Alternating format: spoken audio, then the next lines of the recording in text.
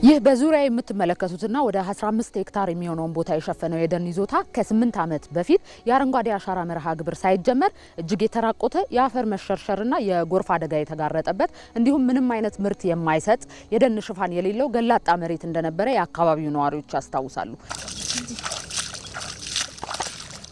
ከዚህ በፊት ይሄ ቦታ ምንም የሌለው የተበላ የተሸረሸረ ቦታ ነበር። በውሃ ተቦርቡሮ ከከተማዋ ከአዳማ አካባቢ ቆሻሻ መጣያ እና እነኚህ የግመል አጥንት የከብት አጥንቶች ነበር የሚጣሉት እዚህ አካባቢ ላይና ምንም አይነት የደን ሽፋን የሌለው ባዶ ቦታ ነው።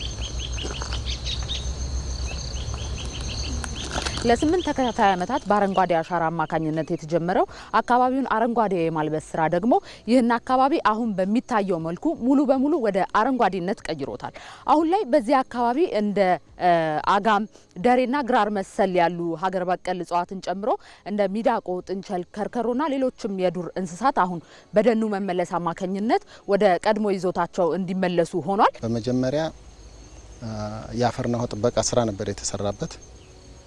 የተለያዩ የእርከን አይነቶች ተሰርተዋል። ከርከን ባሻገር ትልልቅ ገደሎች ነበሩ። እነኛ ገደሎች በጋቢዮን እንዲታሰሩ ተደርጓል።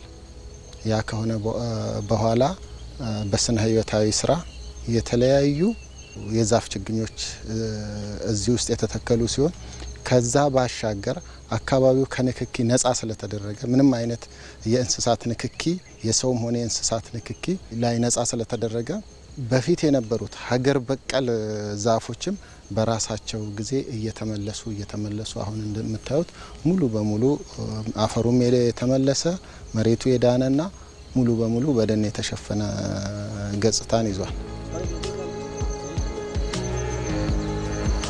ከዚህ በተጨማሪ የዚህን አካባቢ ስነ ምህዳር ወደ ቀድሞ ቦታው መመለስ ለአካባቢው ነዋሪዎች የገቢ ምንጭም መሆን ችሏል። የአካባቢው ነዋሪዎች በስነ ምህዳሩ መመለስ አማካኝነት በዚህ አካባቢ የሰፈሩትን ንቦችን በመጠቀም በንብ ማነብ እንዲሁም ከሳር ሽያጭ ጥሩ ገቢን እያገኙ ይገኛሉ። ሳር እናጭዳለን። ሸንበሬት በሰዓት ጠብቀን ነው ሳይባክንበት እናጭዳለን። ሳሩን በከብት ደረቆሽ እንሸጣለን። ሸንበሬቱን ደግሞ ለቤት ለሚሰራ ምናምን ሰው ይገዛና ከዛ ደግሞ እንደዚህ ሲታይ ደግሞ ደረቅ እንጨቶችን ከውስን ቆርጠን ሸጠን ያው ወደ ማህበራችን እንትናለን ገቢ እናስገባለን ማለት ነው። አሁን ደግሞ ንብ ደግሞ አስገብተናል። ከንብ አበባ ስለሚፈልግ የንብ ቀፎ እዛ ጋር አለ። ከንብ ብዙ ጥቅም አግኝተናል። ቦታው ለኢኮ ቱሪዝም በጣም ምቹ ነው። አንዳንድ ለዛ የሚሆኑ ነገሮችም ተሟልተውላቸዋል።